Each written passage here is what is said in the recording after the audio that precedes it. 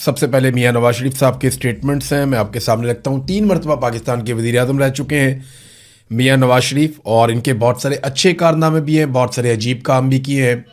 नवाज शरीफ साहब जब भी अपोजिशन में होते हैं तो इस्टेब्लिशमेंट के ख़िलाफ़ हो जाते हैं, और जब उनका हुकूमत में आने का मूड होता है तो वो इस्टेब्लिशमेंट की मदद से हुकूमत में आते हैं। चाहे 97 है, चाहे उससे पहले वाली हुकूमत है, चाहे 2013 है, तब भी मियां साहब ने इस्टेब्लिशमेंट के साथ काफ़ी साजबाज की थी। और उसके बाद जिस तरह मियां साहब को निकाला गया वो भी एक तरह की ज़्यादती थी। फिर जब इमरान खान साहब की हुकूमत आई तो मियां साहब ने इस्टेब्लिशमेंट के साथ मिलकर दोबारा खेल खेला, अपने भाई को वज़ीर आज़म बनवाया, इमरान खान को जेल में डलवाया, डील करके पाकिस्तान वापस आए, और फिर अपनी बेटी को वज़ीर आला और अपने भाई को वज़ीर आज़म बनवा दिया। हालांकि इलेक्शन में मियां साहब हार चुके थे। मियां साहब की बड़ी अच्छी और तगड़ी सियासत थी पाकिस्तान में, और ऐसा नहीं है कि वो ख़त्म हो गई, अभी भी मियां साहब की सियासत बाकी है, लेकिन बहुत बुरी तरह तबाह हुई है। 2024 के इलेक्शन में मियां साहब की पार्टी सीटें नहीं जीत पाई, और बहुत बुरी तरह उन्हें शिकस्त हुई थी, क्योंकि मिलिट्री एस्टेब्लिशमेंट की छाप उनके ऊपर लग गई थी।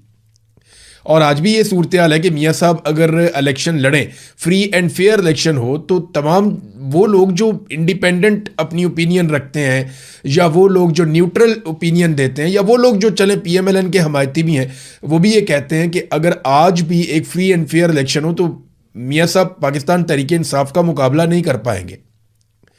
आसिफ अली जरदारी और मियां साहब मिलकर भी नहीं कर पाएंगे।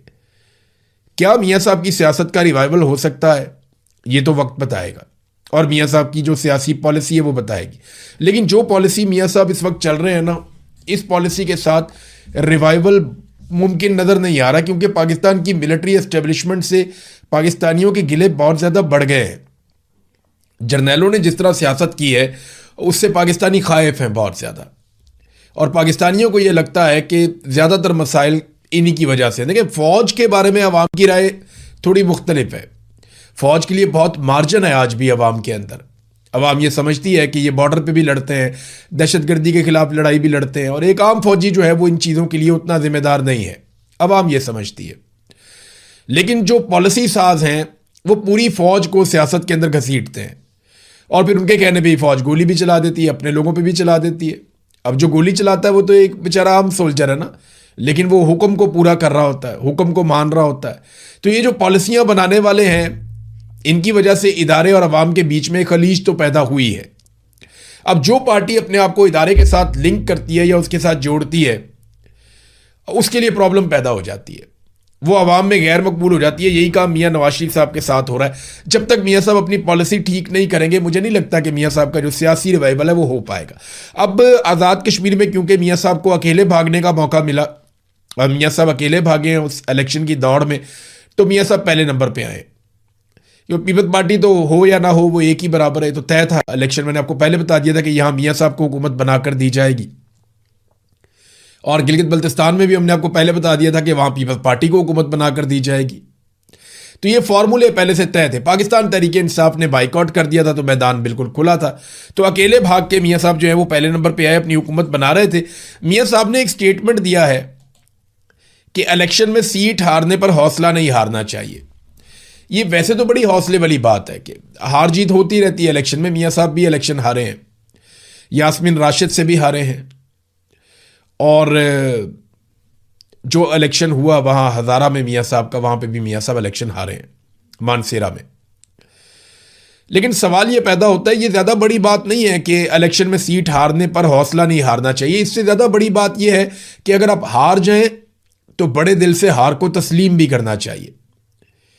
मियां साहब इलेक्शन हार गए थे, लेकिन उन्होंने हार तस्लीम नहीं की, उन्होंने दिल बड़ा नहीं किया, बल्कि यास्मीन राशिद साहबा को लगातार जेल में रखा गया है, जिनकी सीट पे मियां नवाज शरीफ साहब ने कब्जा किया लाहौर में। और ये जो मियां साहब ने कब्जा किया, इसकी वजह से मियां साहब काफ़ी मजबूर भी हैं, क्योंकि ये सीट बड़ी कमज़ोर है। जब भी कभी एस्टेब्लिशमेंट चाहेगी, मियां साहब को दीवार के साथ लगा देगी, और इतना गंदा कर देगी कि मियां साहब बाद में सफाइयाँ ही देते रहेंगे। या मियां साहब को दिल बड़ा करते हुए, हौसला पैदा करते हुए हार मान लेनी चाहिए थी, और मियां साहब को यह कहना चाहिए था कि मैं यास्मीन राशिद से इलेक्शन हार गया हूं, लिहाजा मैं बड़े दिल से इस हार को तस्लीम करता हूं। इसको कहते हैं हौसला। लेकिन मियां साहब इलेक्शन तो हार गए, हौसले के मैदान में भी हार गए। मियां साहब को हौसला रखना चाहिए था इतने बड़े लीडर का, जो 3 मरतबा पाकिस्तान जैसे मुल्क का जो एटमी कुव्वत है उसका वजीर आजम रहा हो, और वो इतनी जल्दी हौसला हार जाए कि एक खातून से वो इलेक्शन हारा और उससे हार ही नहीं मानी गई, बल्कि वो डट के खड़ा हो गया, नहीं जी नहीं, मैं वो इलेक्शन ले लिया, उन्होंने चोरी कर लिया, आधी रात को आरओई तब्दील कर दिया और करके जैसे भी किया। तो मियां साहब कहते हैं इलेक्शन में सीट हारने पर हौसला नहीं हारना चाहिए। हौसला तो आप तब हार गए जब आपने हौसला ही नहीं किया अपनी हार तस्लीम करने का। एक और बात मियां साहब ने कही कि मेरे 3-4 साल में डॉलर 1 रुपया भी नहीं बढ़ा। ये बयान जो है मैंने चेक किया, सारा डाटा निकाला 2013 से लेके 2017 तक का, तो उस डाटा के मुताबिक रुपए की कदर कम हुई थी। मियां साहब कह रहे हैं कि डॉलर 1 रुपया भी नहीं बढ़ा। जब मियां साहब की हुकूमत आई तो 98 का था। जब मियां साहब की हुकूमत ख़त्म हुई, यानी मियां साहब को वज़ारत उज़्मा से हटाया गया, बाद में भी मियां साहब की अपनी हुकूमत थी, शाहिद का खान अब्बासी को लगाया गया था, इसहाक डार ही वज़ीर ख़जाना थे, लगभग 110 के आसपास, 98 से इनको मिला था। इमरान खान को जब हुकूमत मिली थी तो 129 रुपए का था। यानी मियां साहब को जब हुकूमत मिली थी तो डॉलर था 98 का, इमरान खान साहब को जब हुकूमत मिली थी तो डॉलर था 129 रुपए का। फिर उसके बाद शहबाज शरीफ साहब को 178 की मिली और आज 278 रुपए का डॉलर है, और ये 300 से ऊपर भी जा चुका है। बीच में इतना ज़्यादा एक जंप लगा था, लेकिन आज 278 रुपए का, ये बहुत महंगा है। और ये इसहाक डार साहब की पॉलिसियां हैं जिनकी वजह से पाकिस्तान यहां पे पहुंचा। ये बात सारे मानते हैं। आप जब भी कभी पाकिस्तान का पूरा ऑडिट कर लें आप इकोनॉमी का, तो आपको पता चलेगा कि इसहाक डार साहब के फैसलों ने कितना नुकसान पहुंचाया। और मियां साहब के लगाए हुए जो IPPs थे, जो मियां साहब ने अपने दौरे हुकूमत में लगाए, उन IPPs ने जो बिजली के मंसूबे लगाए गए, जिनमें यह मुआहदा किया गया कि आप बिजली बनाएं या ना बनाएं, हम आपको बिल अदा करेंगे। ये जो मुआहदा किया गया, जिन लोगों के साथ किया गया, जिसमें बड़े बड़े कमीशन थे, इन मुआहदों ने पाकिस्तान की मईशत की कमर तोड़ के रख दी। आज मियां साहब कहते हैं जी हम कमाल काम कर रहे हैं, वो ये कह रहे हैं शहबाज शरीफ साहब दिन ब दिन हालात बेहतर कर रहे हैं। हालांकि हकीकत यह है कि मईशत भी नीचे जा रही है, गुर्बत बढ़ रही है, बेरोज़गारी बढ़ रही है, महंगाई बढ़ रही है। डॉलर देखें आपके सामने, पेट्रोल की कीमतें पूरे खित्ते में सबसे ज़्यादा हमने बढ़ा दी हैं, बदअमनी भी पाकिस्तान में बढ़ रही है। जब सारे हालात लगातार ख़राब हो रहे हैं तो मियां साहब कह रहे हैं कि उनका भाई बहुत अच्छे काम कर रहा है। और जब इमरान खान ने पूरी दुनिया में सबसे अच्छा परफॉर्म करके दिखाया था कोरोना वायरस के खिलाफ, तो मियां साहब कहते हैं वो दौर बहुत बुरा था। देखें, किसी की अच्छी चीज़ को तस्लीम करना चाहिए। मियां साहब ने अपनी ज़िंदगी में कुछ अच्छे काम किए हैं। यानी जब एक प्रेशर आया मियां साहब के ऊपर, जब एटमी धमाका करना था, तो कम से कम उस दौर में एस्टेब्लिशमेंट ने किया हो, मियां साहब ने किया हो, मिलजुल के इन्होंने एटमी धमाके तो कर ही दिए थे ना। तो ये क्रेडिट जाना चाहिए, जो लोग उस वक्त थे उन सबको जाना चाहिए। तो इमरान खान को भी बहुत सारी चीज़ों का क्रेडिट जाना चाहिए। मियां साहब को अपना दिल बड़ा करना चाहिए कि बहुत सारे काम इमरान खान साहब ने बहुत अच्छे किए थे, जिन पे आजकल उनकी बेटी, उनका भाई जाकर अपने नाम की तख्तियां भी लगा लेते हैं बाद औक़ात। नादरीन, राणा सनाउल्लाह साहब ने एक स्टेटमेंट दिया। उन्होंने कहा जी कि आइन और कानून सियासी जमातों को एहतजाज की इजाज़त देता है, लेकिन वो सहूलत पाकिस्तान तहरीके इंसाफ को मैसर नहीं है। यानी ये इन्हें वो सहूलत नहीं दी जा सकती क्योंकि पाकिस्तान तहरीके इंसाफ पर 9 मई का इल्ज़ाम है, ये राणा सनाउल्लाह ने कहा। तो मामला ये है कि कल मिलिट्री एस्टेब्लिशमेंट की किसी और पॉलिटिकल पार्टी से अगर लड़ाई हो जाएगी तो वो उनके ऊपर कोई भी इल्ज़ाम लगाएं और वो ये कहें कि इनको हमने कोई जलसा जुलूस नहीं करने देना, कोई सियासी एक्टिविटी हमने इनको नहीं करने देनी, ये इलेक्शन जीतेंगे भी तो हमने इनको नताइज नहीं देने, तो फिर वो पॉलिटिकल पार्टी क्या करेगी? देखिए, 9 मई अपनी जगह पे है, वो अब एक कानूनी मामला है, वो अदालतों में चलने दीजिए, वहां पे सबूतों की बुनियाद के ऊपर फैसले होने दीजिए। अदालतें जाने और 9 मई जाने, आप सबूत ले आए, CCTV फुटेज ले आए, बाकी चीज़ें ले आए, शवाहिद ले आए, उसकी बुनियाद पे आप लोगों को सजा दिलवाएं। कई जगह पे लोग बाइज्जत बरी भी हुए हैं, कई जगह पे लोगों को सजाएं भी हुई हैं। तो 9 मई को खालिसतन एक कानूनी मामला रहने दिया जाए तो बेहतर है। अब इसकी बुनियाद पे आप ये तय नहीं कर सकते कि लोगों को ये हक ही नहीं है कि वो एहतजाज करें। वो एक पॉलिटिकल पार्टी है। अगर आप फर्ज कर लेंगे 9 मई में पाकिस्तान तहरीके इंसाफ के लोग एहतजाज करने निकले भी, अव्वल तो तहरीके इंसाफ बड़ा कैटेगोरिकली कहती है, इमरान खान साहब भी, कि ये एक फॉल्स फ्लैग ऑपरेशन था और CCTV चोरी जिन्होंने की है, CCTV फुटेज, वही इसके लिए जिम्मेदार है। और वो ये कहते हैं कि जानबूझकर नकाब पोश भेजे गए जिन्होंने तोड़ फोड़ की है। हमारा तो इससे लेने देना ही कोई नहीं है, वो ये कहते हैं। लेकिन आप फर्ज कर लें कि अगर फिर भी पाकिस्तान तहरीक-ए-इंसाफ, तो करोड़ों उनके वोटर्स हैं, आप चंद हजार लोगों की बुनियाद के ऊपर कैसे फैसला कर सकते हैं? चंद सौ या चंद हजार लोगों की बुनियाद के ऊपर आप कैसे कर सकते हैं कि करोड़ों लोगों का आप हक ही छीन लेंगे? ये तो नहीं हो सकता ना।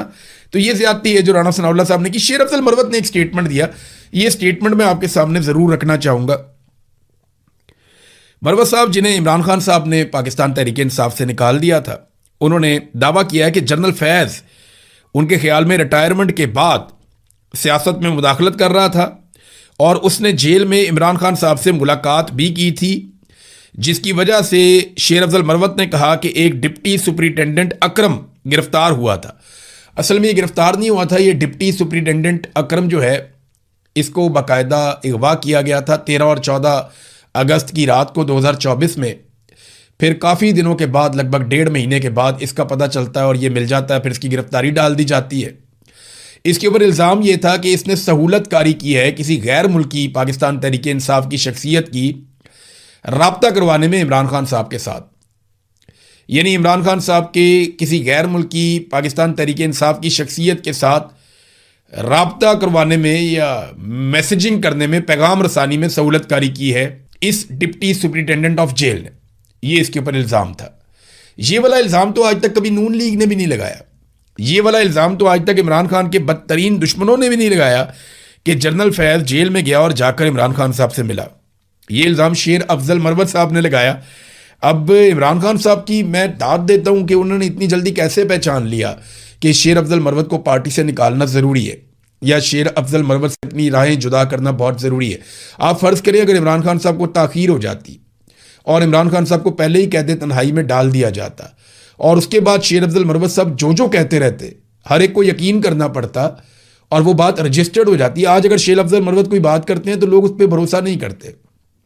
लोग कहते हैं कि इमरान खान ने क्योंकि इन्हें पार्टी से निकाल दिया, लिहाजा अब ये बदला ले रहे हैं या गुस्से में है मरवत साहब। लेकिन अगर इमरान खान साहब इन्हें पार्टी से ना निकालते और कैद तन्हाई में चले जाते तो आज जो भी शेर अफजल मरवत कह रहे होते, उसके ऊपर जो है वो पूरे आपके टीवी चैनल्स के ऊपर ब्रेकिंग और फट्टे और सब कुछ चल रहे होते कि पाकिस्तान तहरीक-ए-इंसाफ के रुकन शेर अफजल मरवत, इमरान खान साहब के करीबी साथी और वकील शेर अफजल मरवत ने ये भी कह दिया, वो भी कह दिया। तो इमरान खान ने लकीली टाइमली इस बारे में फैसला कर लिया था। तारिक फजल चौधरी साहब ने एक बात की और ये बड़ी दुरुस्त बात है, मैं आपके सामने रख देता हूं। तारिक फजल चौधरी साहब ने क्या कहा?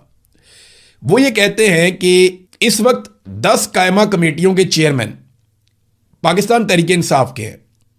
वो सरकारी गाड़ी, सरकारी स्टाफ और दूसरी तमाम सहूलियात इस्तेमाल कर रहे हैं, सिर्फ कमेटी के इजलास में नहीं आते।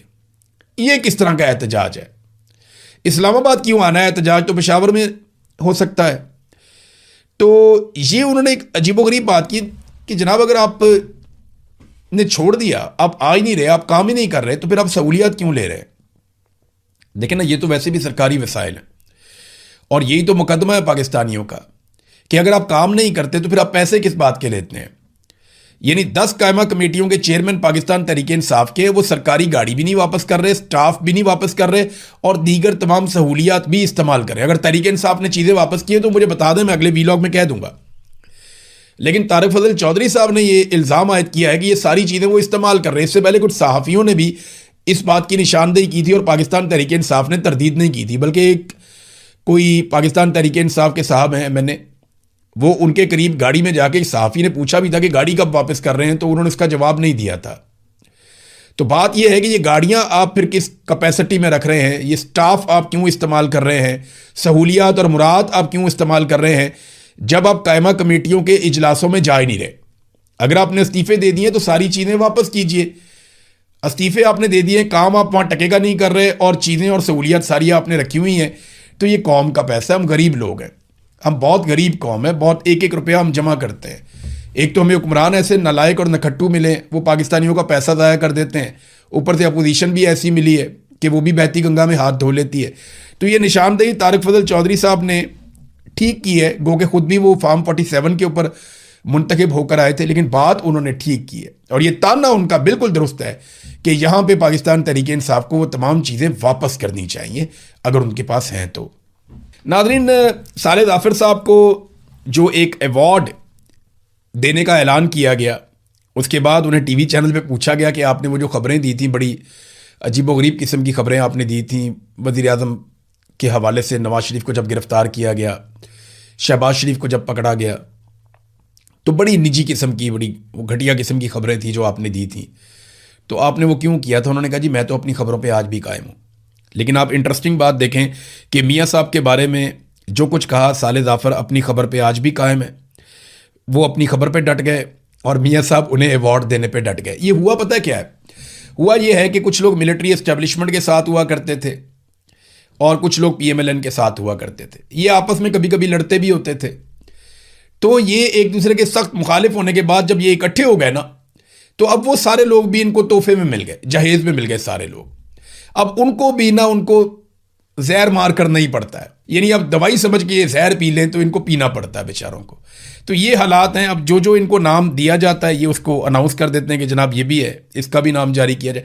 नाज़रीन, अमेरिका में सेंट कॉम ने, यानी अमेरिकन फ़ौज ने एक नक्शा जारी किया है। ये नक्शा आप देखिए, और इस नक्शे की निशानदेही की है मुख्तलिफ हलकों ने, और उन्होंने ये बताया कि क्लैश रिपोर्ट ने भी इसके बारे में इन्फॉर्म किया और कई लोगों ने कि ये जो नक्शा है ये मिडल ईस्ट का है और इसमें इसराइल को दिखाया गया है, गज़ा को या फ़लस्तीन को अलग से नहीं दिखाया गया।